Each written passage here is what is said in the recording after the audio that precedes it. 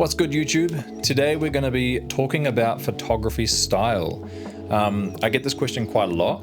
People asking me how I developed my style, asking me tips on my style and how they can kind of edit the same as me, how to find their own style. I think it's quite a big topic and one that needs a bit of a longer conversation. So I thought I'd sit down in the office, it's a bit of a rainy day, and chat about it. The first point I'd really like to make is that a photography style is not necessary. You don't have to have a photography style. There's kind of a stigma out there that you need one, but I think if it's causing you stress trying to find your style and you're not creating because you can't find your style and it's limiting you, it's not worth it. The style will come over time. So if you're really stressing about not having one, don't stress. You don't need a photography style. For ages, I didn't have one. And I think that's the way it should be. You should be trying as many different styles as possible, copying creators you like, trying to replicate their style. If you early on try and just find your own style straight away, I think it's going to limit you in terms of the potential within photography. So step one is just going to be repetition. When I started, I was shooting every single day, taking as many photos as possible, bringing them all into Lightroom, doesn't even matter what the photos are of, and just having a play.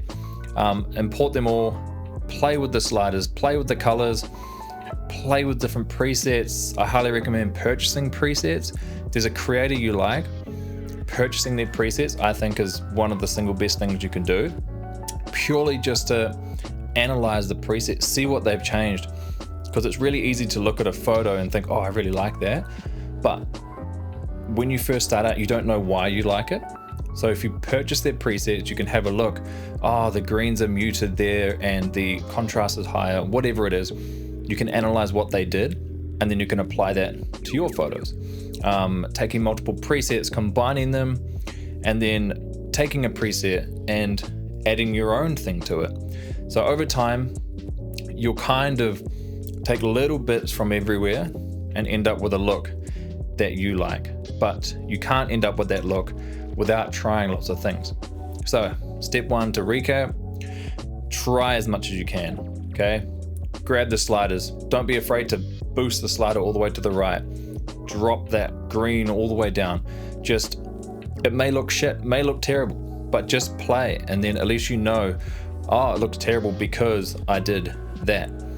If you just buy a preset, or if you just follow a tutorial, you don't really understand why the settings are the way they are. So make sure if you do buy presets or you watch a tutorial, don't just slap it on and forget. Have a look through, see what's moved, see what moving this affects, and yeah, slowly combine it all into kind of a look that you like. So leading into step two, and that's going to be saving your settings as a preset. So now you've kind of maybe purchased a few presets, watched a few tutorial videos, you've combined them all into a look you like. Make sure you save those settings as a preset of your own. And this preset is going to serve as your base. So each time you go to edit a photo, you're not starting from scratch, you're going to grab your base preset and put it on and adjust from there.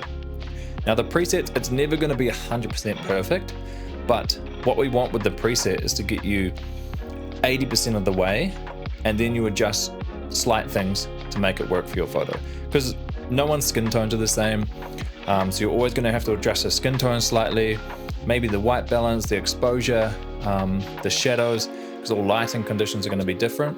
But yeah, what we want is a preset that gets you 80% of the way, it gets the colors looking fairly like your style, and then adjust as you need from there.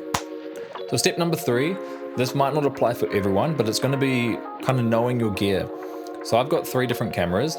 They are all Sony, but I do know that my Sony A1 tends to lean slightly more towards the magenta. I'm not sure why, but it does tend to just end up that way. So you've got to be aware of when you're editing in Lightroom, what camera you use. Now, if you have different brands, that's when you'll notice a much bigger difference. If you've got a Fuji, a Sony, and a Canon, they're all going to end up with very different colors. when you bring them into Lightroom. So whether you have different base presets for each cameras, or if you can just remember, oh yep, my Fuji is more towards the green side, I know on this preset I need to bump my magentas up. So whatever it is, as long as you're aware of your gear, and this applies to lenses too, so just be aware that not all lenses and bodies are created equal, and you will have to adjust depending on what you're doing. Now, tip number 4, we kind of covered it already, but it's going to be using free resources. So something like YouTube, invaluable for learning. So 2 years ago, or 2.5 years ago, I had never held a camera in my life. Not once had I clicked a camera shutter button, and I stumbled upon photography, deep dove into it, and learned everything from YouTube, Instagram, and friends, basically. So you can learn photography and build a $100,000 a year business purely from watching YouTube videos. And there's not many things you can do that with. So I think if you are in the position of starting out in photography with no background in photography or no degrees in photography or film, don't stress. It's completely doable just with free resources. So a couple of really good YouTube channels I watched when I was starting out was Pat K. Pat K is really knowledgeable on the really in-depth color science of cameras and how to achieve the looks you like. So I definitely watch Pat K. Peter McKinnon's great. He really influenced me in terms of the lifestyle around photography. He has tutorial videos as well, but if you're wanting something just to get you in the mood to take photos, Peter McKinnon is a great YouTube channel. And the third one's going to be Evan Ramped.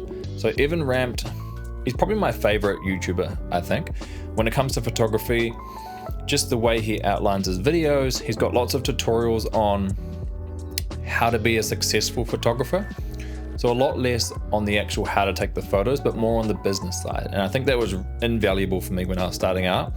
So I think if you take those 3 YouTubers, that covers you for the spec side of things and how to take photos. It covers you on the how to turn it into a business. And then it covers you on just getting you out shooting and enjoying the lifestyle. So those 3, highly recommend them for anyone. And the last one's going to be stay authentic and don't try and copy someone else's style. Now, I know that kind of goes against what I said at the start, but when you do start out, it's fine because you're not really sure of what you're doing. So you're taking little bits of their style, you see that their photos, you really like them, let me try and copy that for a bit. But over time, don't just fall into the trap of just trying to be like one person. Take little bits from everyone and build your own style out, but don't try and become someone else. So an example for me is Evan Ramped again. So I love his Instagram. I love the style he has across his all of his photos on his Instagram. I actually purchased his presets, but I didn't let that take over. I'm not trying to make my grid look exactly like Evan's. I can respect his style and I love his style, and I've taken little bits from his preset, but I haven't turned my grid into the Evan Ramped V2 grid. I've just taken the bits I like from it and applied it to my own, and it's made my stuff better. So yeah, basically, don't try and be a copycat of someone. Find your own style and build your own style with a combination of all of your favorite creators. So to close it all off, basically, just keep going. Your photography style will come and it will develop over time and it will forever change. I can't even count how many times I thought I'd found this is the perfect style for me, and then 2 months later it's completely changed. It could be what you're shooting at the time that's going to change your style. It could be where you're living. It could be the season. Your style is always going to be changing, but over time you will find it's slowly creeping towards a cohesiveness to it. But like I said right at the start, don't stress. There's many great photographers who don't have a specific style and they adjust their style depending on what's required, and that's okay. So I really hope this video helps you guys out. I know when I first started, watching videos like this really help me and help shape my style into what it is today. So I just hope that I can kind of pass it forward and bring this video to you guys and hopefully inspire kind of the next generation of photographers and help bring you guys into this profession that I love. So if you have any questions, leave them in the comment section below. I will gladly go through and answer anything you guys need to know, or even if you have some stories of how you found your style. I'd love to hear your story and learn more about you guys. So yeah, until next time, happy shooting, get out there, take lots of photos, edit lots of photos, and we'll see you next time.